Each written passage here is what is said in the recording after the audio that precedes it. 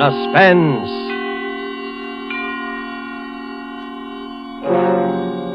Presented by Roma Wines, made in California for enjoyment throughout the world. Salud. Your health, senor. The world toasts Roma, and Roma toasts the world. The wine for your table is Roma, made in California for enjoyment throughout the world. This is the man in black here for Roma Wines to introduce this weekly half hour of Suspense. Tonight in Hollywood, our stars are Mr. Robert Young and Margot. The suspense play which stars Robert Young and Margot, and which is produced and directed by William Spear, is A Tale of Ordeal by Fire by Cornell Woolrich. And so, with the night reveals and with the performances of Robert Young and Margot, Roma again hopes to keep you in suspense.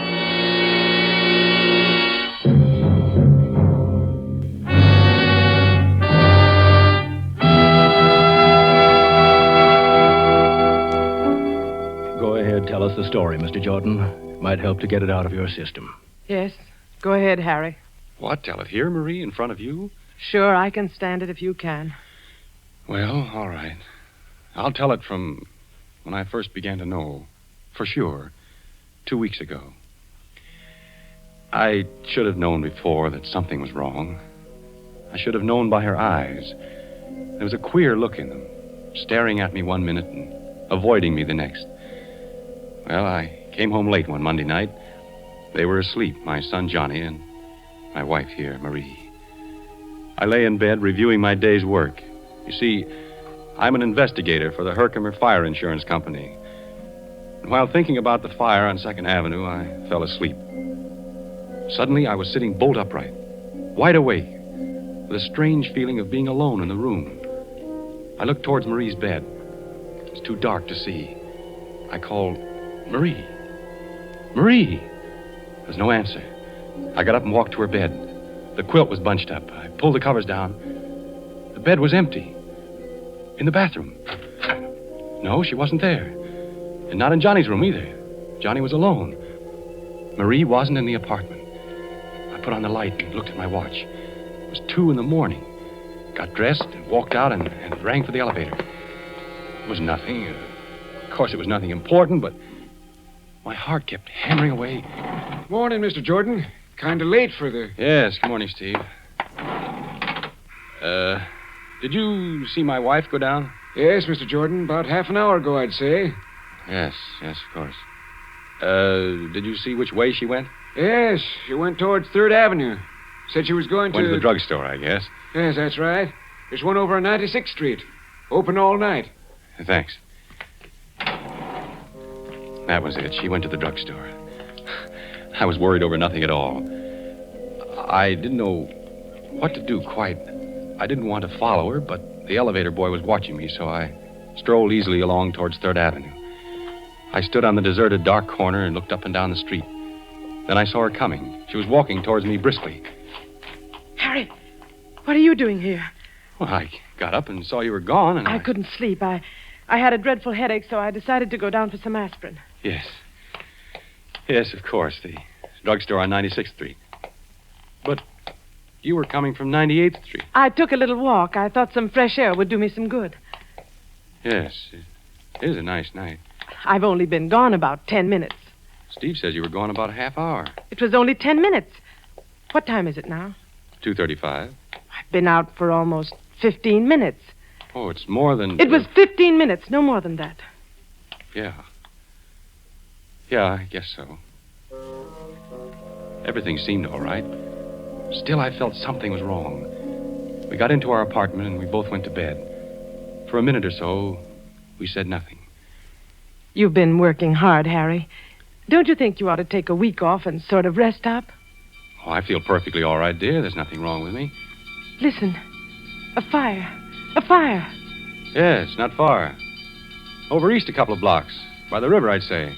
That's my district. A fire. Oh, what the...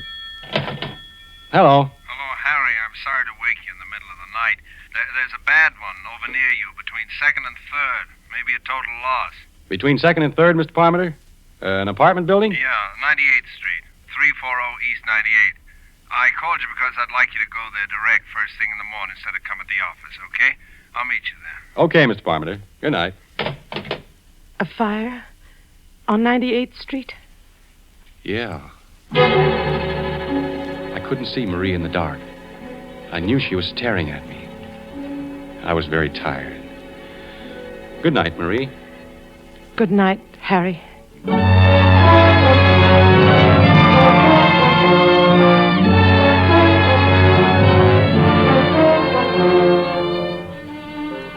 This is a story of a husband and a wife. In a moment, as the story continues, we shall learn how they came to know that death was living with them.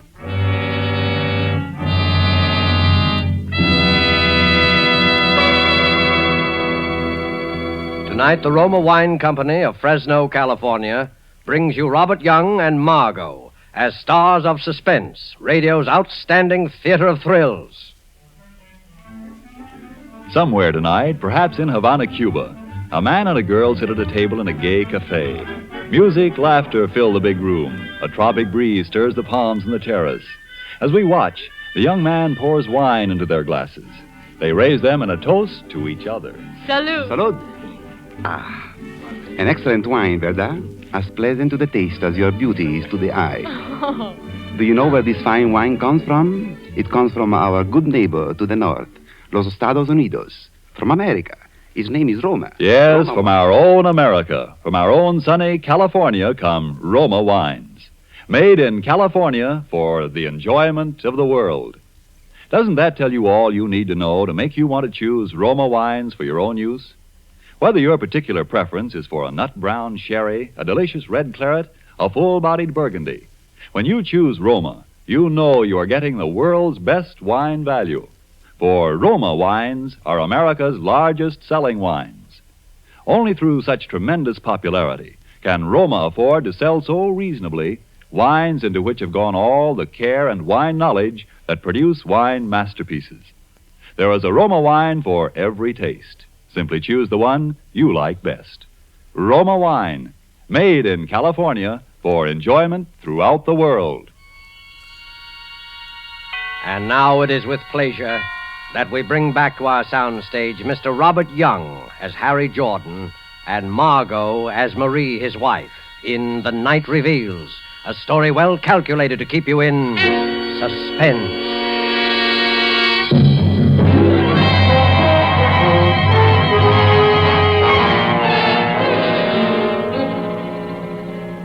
Go on, Mr. Jordan. Well, gentlemen, the next morning I went over to 98th Street to inspect the remains of number 340 and to see if there was evidence of anything suspicious about the origin of the fire. Mr. Parmenter was there. Well, there it is. Gutted. I guess we'll be paying off on this one, all right. Yeah, completely burned out. Anyone hurt? Well, a few, but no one dead. Lucky they just installed the new fire escapes. Just the walls left. That fire must have been quite a sight in the height of its glory. Yeah, quite a sight.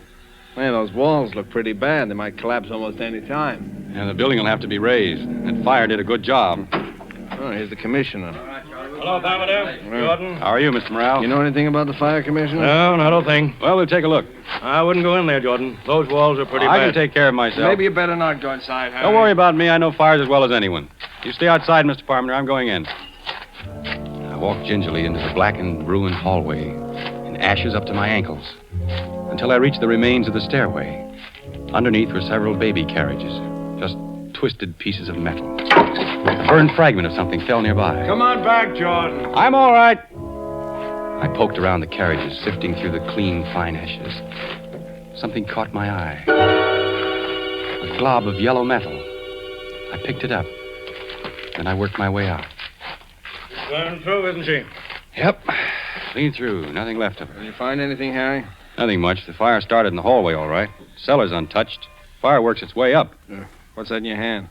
Well, that is just a piece of metal I found. Here. I just picked it up for my kid. He likes shiny things. What do you think, Commissioner? Probably one of those gadgets they have on baby carriages.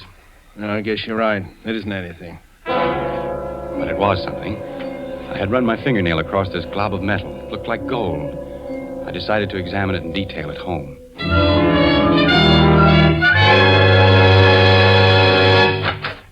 Daddy. Hiya, Johnny. Mama says I was bad today. Harry, you're home early.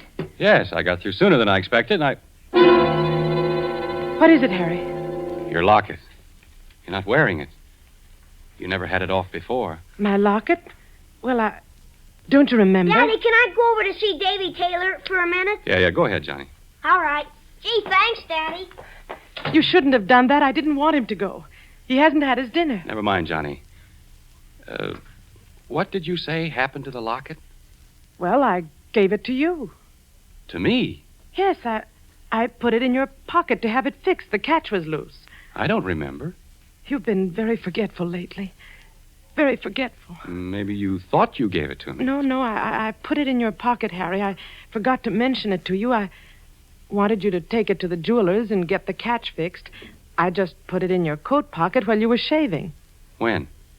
Yesterday? Yes. Yesterday morning. Then it should be in my pocket now. I wore this suit yesterday, too. Nothing in my pockets, Marie. Well? Marie. Yes, Harry? Is anything wrong with you? Don't you feel... With me? No, of course not. I'm all right. I'm perfectly all right. There's not a thing wrong with me. You look worried, as if you've got something on your mind. Oh, it's nothing. I've just been having a headache. Maybe you ought to see a doctor. Oh, no, it really doesn't amount to much.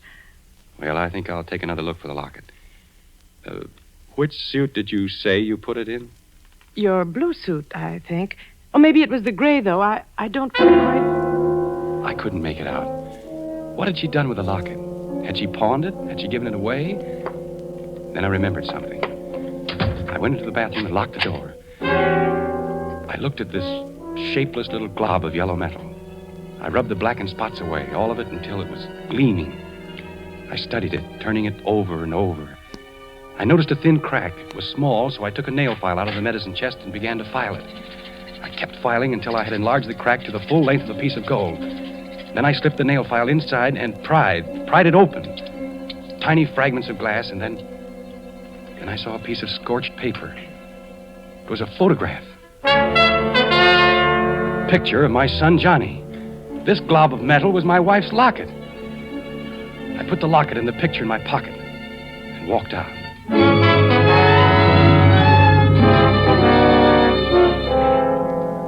For the next hour, I sat trying to read a book while Marie busied herself, first feeding Johnny and then helping him with his homework. What's the largest continent in the world? Oh, I know. It's Asia. And the next largest? Oh, that's easy. Africa. It's full of jungles. That's where Tarzan lives. Isn't it time for Johnny to be in bed? Oh, yes, I had no idea it was so late. Run along to your room, Johnny. I'll be in a minute. All right, Mother. Good night, Dad. Good night, Johnny. Sleep well. He's getting along very well in school, except for arithmetic. He seems to be having a little trouble. Oh, Johnny will be all right. Yes. Johnny will be all right. I know he'll be all right. I watched her. She seemed very uneasy. I walked over to my pipe rack where I kept several books of matches in a jar. There weren't any there. All this time, I knew she was watching me closely. I looked behind the rack, but there wasn't a match around. What the devil happened to all my matches? I have a match here. Let me light it for you. Did you take the matches out of the jar, Marie? Well, Did you? Yes, I needed them in the kitchen. Shall I light your pipe for you? No, I'll light it myself. I picked a match out of the booklet. It was a clean white match with a green head. I struck it against the side. The match sputtered up into a yellow flame, fringed on the bottom with blue. Marie stared at it until I felt the sharp bite of the flame on my thumb. Would you like a cup of tea, Harry? No, dear, I don't think so. I watched her. Her hand casually brushed along the table and picked up the matches. Marie! Oh. Leave the matches on the table. I need them. I'm rather short of matches, and the pilot light isn't working. Is this the only book of matches in the house? I'll have to get some tomorrow. Where are you going, Harry? Get a drink of water. No. I'll get it for you, Harry. Never mind, Marie. I'll get it myself.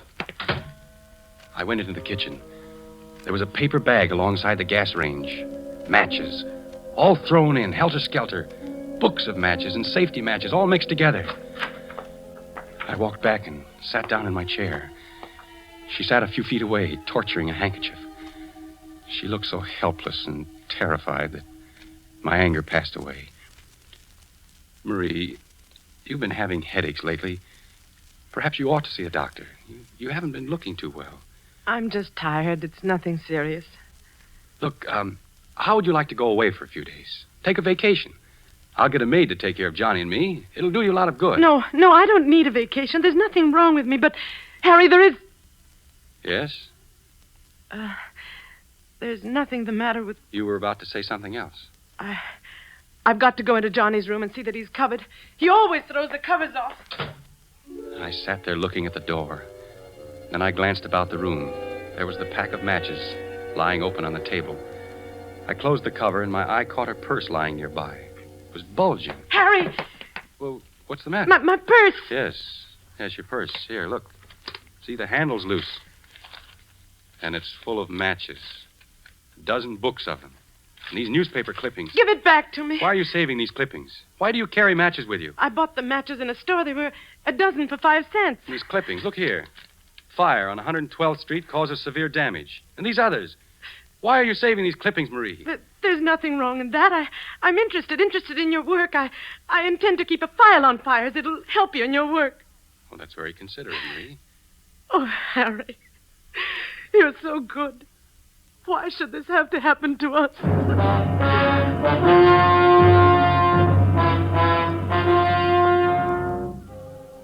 Towards midnight, I went to bed. Marie didn't follow me. I lay in the semi-darkness, wide awake, trying to think what I should do. I couldn't collect my thoughts. Every time I closed my eyes, I could see the flame of the match, yellow and blue, crawling along the matchstick. Then Marie came in with a cup of steaming liquid. Drink this, Harry. It'll help you sleep. Oh, what is it? It's cocoa. It's very good for you. I'm not the one that's having trouble falling asleep. We both couldn't sleep last night. I'm taking some of this myself as soon as I go to bed. All right, leave it on the nightstand. Be sure to drink it while it's hot. Yes, Marie, I will. Good night, darling. Good night, Marie. Cocoa. Then suddenly I knew.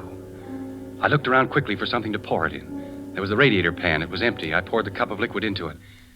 Then I lay back and waited. Waited for her next move. About a half hour later, I heard the door open softly and Marie tiptoed towards my bed. Harry. Harry. Are you asleep? I didn't answer, but breathed evenly. She hovered for a moment over me, then she tiptoed out, carefully closing the door behind her. I dashed out of bed and hurried into my clothes. Quickly, I poured the liquid from the pan into a bottle and put it into my pocket. Then I grabbed my coat and followed her. I rang for the elevator. She had only a few minutes headway. I would catch up to her easily, and then we'd have a showdown. Steve looked at me with controlled amazement. Hello, Steve. Hello, Mr. Jordan. My wife went down a moment ago, didn't she? Yes, Mr. Jordan. Just took her down. She went towards 3rd Avenue, didn't she? I think so. She sort of stopped me for a minute and then turned towards 3rd. Had to get back to the elevator because you were ringing. When I reached the corner, I looked up and down 3rd Avenue, and I saw her. She was walking north. I crossed to the other side of the street and followed her, keeping at a distance. At 98th Street, she turned east. Down the middle of the block was the remains of last night's fire. She paused in front of the gutted building for a long time, just stood there, looking at it. Then she walked inside. I waited for a few seconds and then followed her. It was pitch dark in the burnt-out hallway. Ahead of me, I could see the glow of a match. Then I saw what she was doing. She was collecting the charred debris near the baby carriages. How foolish. There wasn't anything that could burn there now. She lit another match. I watched the flame light up her face, a face so intent upon her work that she didn't hear me approach. Marie? Who's there? It's me, Harry. Harry, why did you... Come along, Marie. We'd better get out of here. The police. I took her hand, and without a word, she came along. We walked home in complete silence. We both knew. When we came to our apartment house, I stopped and rang for the elevator. In the light of the hallway, I could see her face. My wife's face. Ashy gray. Her eyes bright and painful. You run upstairs, Marie. I'll be along in a minute. Harry, where are you going? I'll be right back. Please, Harry, don't do anything. You run along, Marie. You're not going to... No, I'm only going to the drugstore to get something. I'll be back in a few minutes.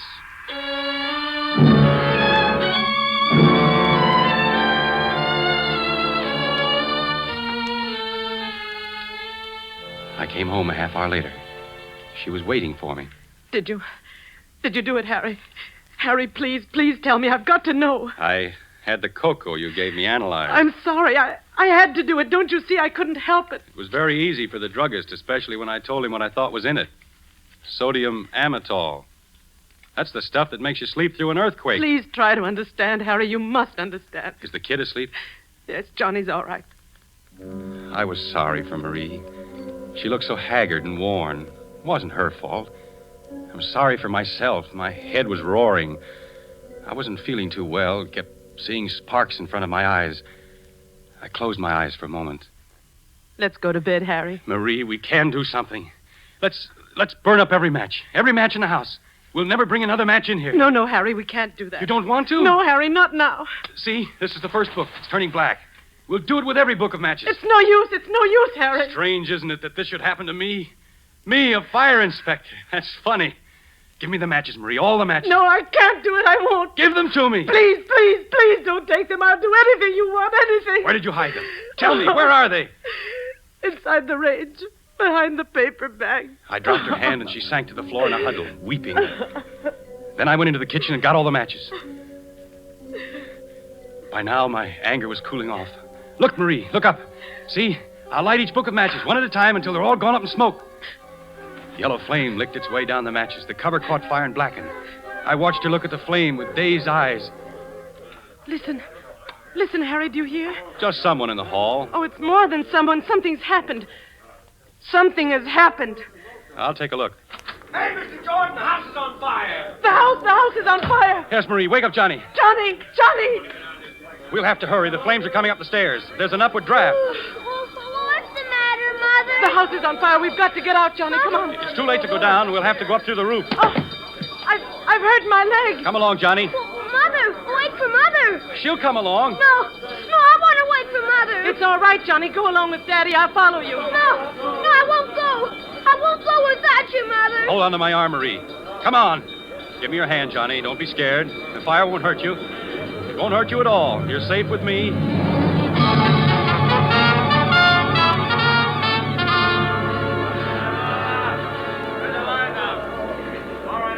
We made our way upstairs, very slowly because of Marie's sprained ankle. Finally, we got to the roof. There were some firemen on the next roof. About 10 feet separated the two buildings. Don't get panicky. We'll get you off safely. Are we going to have to jump across, Daddy? Because Mother won't be able to jump. Her foot. It's all right, Johnny. Don't be scared. They're putting a board across the two roofs. We'll just walk across. All right, now. One at a time. Tie the rope around you and come across. Johnny, you go first. Don't be afraid. There, now the rope will hold you in case you slip. Mother, you gotta go first. I'll go right after you, Johnny. You promise? Go ahead, Johnny, and others will follow you. Don't turn around. Keep walking. All right. Kid's safe. Now you, lady. Be careful, the board. Hey, the board slipped off. Hurry, one of you guys, get another board. Mother! I want my mother. Your mother's going to be all right, kid. You pushed the board off, Harry. I saw you do it. No, I didn't, Marie. I didn't. All right, lady. Just tie the rope around you. Don't be afraid. Don't look down. Ready? Okay, boys.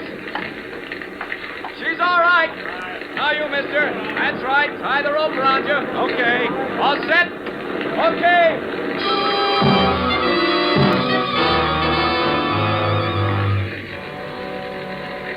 On the ground, we stood there, the three of us, watching the fire. Sparks were shooting up through the hole where it had bitten through. Great flames shot out, stabbing at the sky. The top of the roof was burning now. Red flame crawled along, searching out the inflammable spots. A wooden pole caught fire and blazed up in a long, narrow, curving arc. The wind was helping her. All this time, Marie was shaking violently, not with cold. I pitied her. And then she threw up her hands and shrieked. Harry! No, darling, don't. I can't stand it. We can't go on this way. Police! Police, come here! Don't do it, Marie. There's no need to. Not the police. You don't know what you're saying. What is it, lady? You'd better calm down now. Officer, please. No, explain it's no use, Harry. Officer, these awful fires, they're not accidental. There's a pyromaniac, a criminal. What? And I know who it is. You've got to arrest the person. Arrest. So there won't be any more. All right, lady. Now, what is this? Who's the pyromaniac? The criminal is my husband, Harry Jordan. This man here. Arrest him, officer.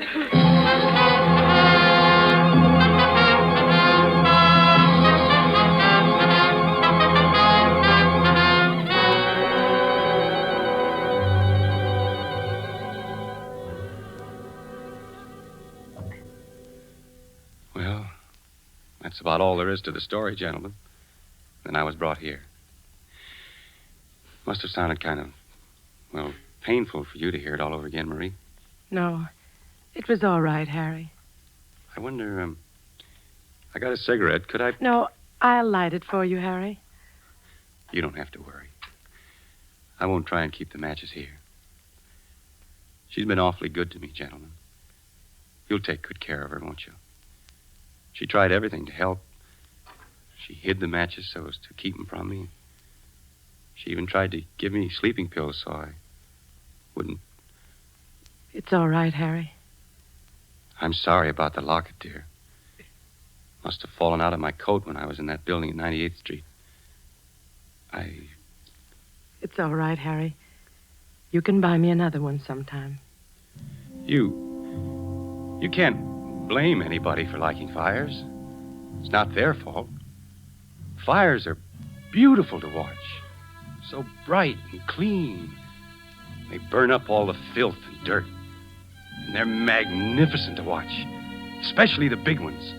The way the flames roar and crackle, lighting up everything around you. The beautiful fire. The beautiful fire.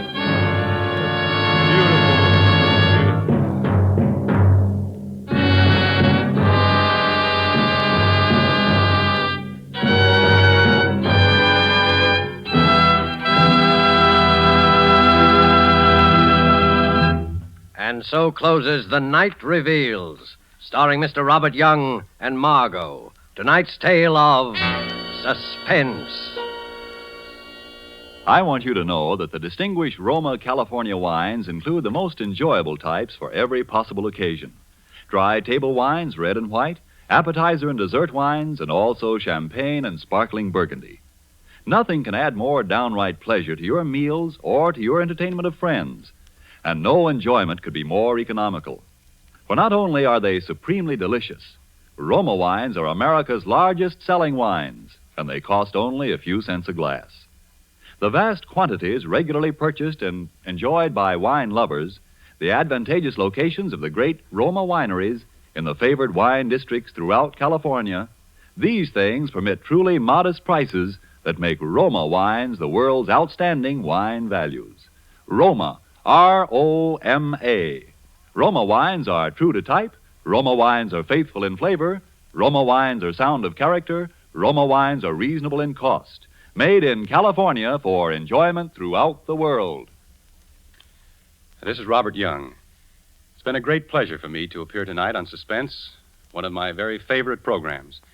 And I know you'll want to be listening next Thursday when my friend and colleague at Metro-Goldwyn-Mayer, Mr. Charles Lawton, will be your star. Don't forget then, next Thursday, same time, for Charles Lawton in Suspense. Presented by Roma Wines, R-O-M-A. Made in California for enjoyment throughout the world. This is the Columbia Broadcasting System.